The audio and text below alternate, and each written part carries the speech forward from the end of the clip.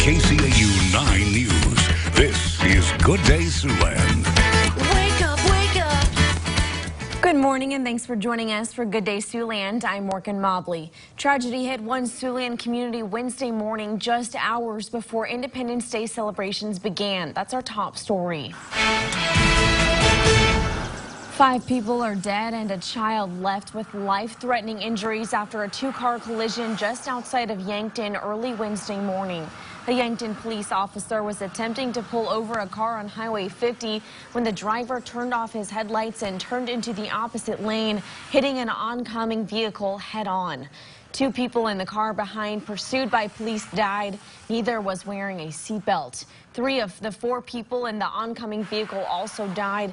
A 12-year-old girl was airlifted to Sioux Falls. Witnesses to the deadly collision say the vehicle collided with great force.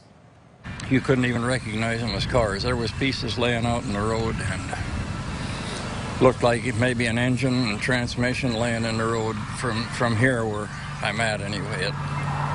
It was a mess. South Dakota State Patrol reports at least 2 of the victims were not wearing seatbelts. Identities of all persons involved are not being released. The 4th of July regularly ranks as the deadliest holiday of the year. Highway experts say the fact that many families are driving at night to and from fireworks displays adds to the chances of a fatality.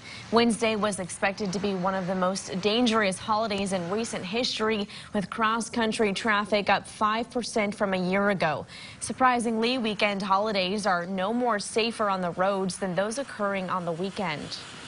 Even though it is that holiday and it's in the middle of the week, we want to make sure people are utilizing those good, safe driving habits, those good defensive practices that we usually associate with holiday driving.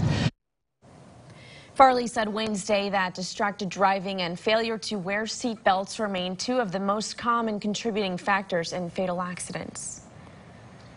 Not only are the roadways dangerous this week, they're also proving to be expensive. Drivers experienced the highest July 4th gas price in 4 years.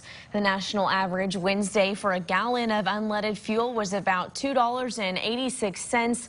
That's 63 cents higher than last year's 4th and the highest since 2014. Here in Siouxland, we remain about 20 cents lower than the national average, sitting around $2.63.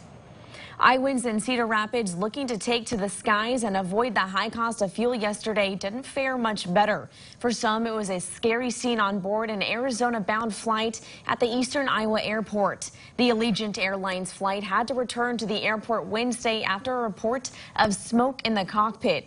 A spokesperson said the plane landed safely and all 157 passengers on board are accounted for and safe. That's new this morning. Well, it wasn't very bad where we were at. We were in the front, so we didn't see a whole lot. It was mostly in the back, and it was a little scary, but it was fine. Kids didn't know what was going on, so it wasn't a big deal. Before we even took off, I noticed a smell. It was not a pleasant smell. Right away, I was like, oh my God, I did get to see my grandchildren before I left, and I had tears in my eyes, but yeah, at least they got us back safe. Allegiant said in a statement that crews found nothing unusual after inspecting the plane. It's unclear what caused the issue. Fortunately, it wasn't all doom and gloom for Siouxlanders yesterday. Thank goodness for bomb pops. Families got to spend time together enjoying good food and colorful firework displays. The 4th of July is all about tradition, and the folks we caught up with at Wednesday's farmers market were certainly ready to celebrate. We think it's a great time to honor our country and all of our service people that are protecting us. Appreciate Independence Day every single year, over 200 years, and you appreciate the sacrifices that people made for our freedom. It's a reminder for us of all the liberties we have in the United States and not to take for granted, and to celebrate those and realize that there's many people in other countries that don't have the liberties we have. We're going to be having a cookout and shooting off some fireworks later. Grill out, of course, and then tonight we're going to the tonight we're going to the Explorers game, see the fireworks. Always fly the flag and fireworks. Have friends and family over, grill out, spend time with them. Just hope everyone has a happy 4th and stays safe. Folks enjoying those and many other traditions late into Wednesday night. About 200 service members in Georgia got back home just in time for the 4th of July. They returned to Fort Stewart Tuesday after a deployment in Afghanistan. And as Trish Wolford reports, they had a big homecoming. From the music to the cheers of joy. This is one homecoming celebration these soldiers and their loved ones will never forget. Well over 200 of the strong and brave. The 3rd Infantry Division Brigade served for the past 9 months in Afghanistan.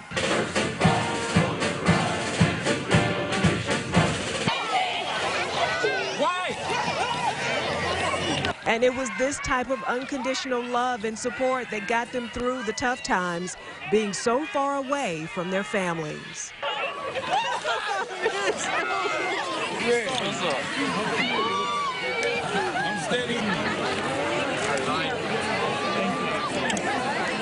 The first deployment for Lieutenant Crystal Tate Phillips. But as a mother, it's a very hard process. I'm not gonna lie. We are non-traditional, and it's tough on me as a mother. Nerve-wracking.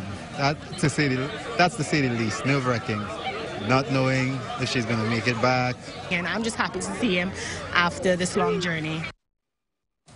That was Trish Williford reporting.